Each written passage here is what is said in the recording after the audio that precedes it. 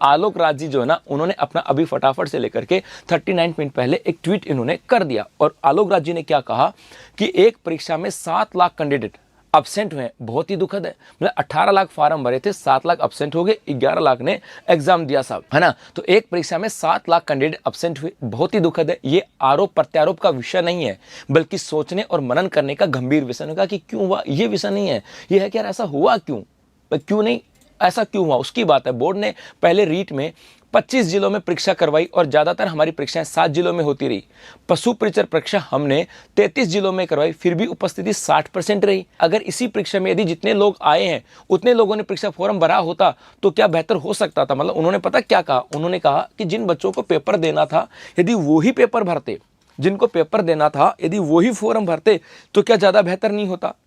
सरकार को extra burden आया, पेपर पब्लिश करवाना पड़ा, वो बर्डन आया। दूसरा, स्कूलों को ढूंढना पड़ा, उनको पैसे दिए होंगे। वहाँ पर जो टीचर जो टीचर जो लगे होंगे पर्यवेक्षक, उनको पैसा दिया होगा। इसका मतलब है कि सरकार के ऊपर एक्स्ट्रा बर्डन आया। तो आलोक राज जी ने कहा यार नहीं भरना था, नहीं पेपर देना तो क्यों नहीं आए भाई, रहने देते ना भाई। ये बात यहाँ से तो उन्होंने कहा कि कम संख्या होने से हम और ज़्यादा कैंडिडेट को उनके गृह जिलों में एडजस्ट कर पाते। अब हो सकता है यदि कम नंबर होते तो गृह जिले में भी हो जाता, हम लोग तो फिर भी बाहर देना पड़ा। एक उन्होंने कहा कम सेंटर यानी कम स्कूलों को परीक्षा के लिए प्रबंधन करना पड़ता, यानी बच्चों की पढ़ाई में कम जो हर जाना होता। इसके अलावा कम टीचर्स की आवश्यकता पड़ती और संसाधनों की लागत की वजह से कहा वहाँ पर अब एग्जाम में ऑब्जर्व के टीचर कम पड़ते, उनको पैसे कम देने पड़ते, टीचर भी परेशान नहीं होते, लागत भी कम आती है। कहा जितना छोटा एग्जाम उतना अच्छा कंट्रोल, जितना बड़ा एग्जाम उतनी बड़ी पेपर लीक नकल आदि की समस्या। कहा कि भाई ज़्यादा यदि आप लोग है ना, ज़्यादा सेंटर होंगे, ज़्यादा भीड़ होगी तो पेपर आउट होने का भी डर होता है।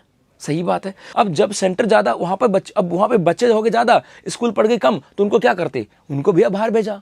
वो ये तो सोचने विषय कह रहे हैं कि जिन बच्चों को जयपुर में पेपर ही नहीं देना था तो उन्होंने फॉर्म ही क्यों भरा। हमारे जयपुर वाले बच्चों को भरतपुर जाना पड़ा था, वो भी परेशान हुए, हमें वहाँ पे स्कूल लेनी पड़ी, वो भी परेशान हुए, स्कूलों में बचने वाले पढ़ने वाले बच्चे थे वो परेशान हुए, वहाँ पे टीचर हम लोगों ने लगाया, उनको एक्स्ट्रा एफर्ट्स हमें देने पड़े। और दूसरा, इतनी जगह पेपर भेजना पड़ा तो पेपर आउट होने की संभावना भी रहती है साहब। ये भी कहा 5-7% का किसी कारणवश अपसेट होना समझ में आता है, मगर 40% का अपसेट होना बहुत निराशाजनक है, जिससे यह सब कुछ नुकसान हुआ। मैंने यह लिखे, हम सरकारी कमियों को कम करने का प्रयास करेंगे, उम्मीद है युवा अपनी जिम्मेदारी समझते हुए आगामी परीक्षाओं में फॉर्म भरेंगे। उन्होंने कहा कि सब काम जो है ना वो सरकार के नहीं होते, सब काम ही सरकार के नहीं होते। सरकार ने तो एग्जाम निकाल दी, व्यवस्था कर दी, लेकिन सरकार का सहयोग तो करो। 40% अपसेंट यार, कितना सारा अव्यवस्था हुई होगी, कितना सारा वेस्टेज हुआ होगा, सरकारी वेस्टेज हुआ होगा। ये बात यहां से कही थी। चलो उस मुद्दे पे आता है। तो मुझे पता है आगे वाली चीजों में जब धीरे धीरे हम लोग इन चीजों पे समझेंगे, यदि सरकार एफर्ट करेगी तो हम लोग इसको समझेंगे जी।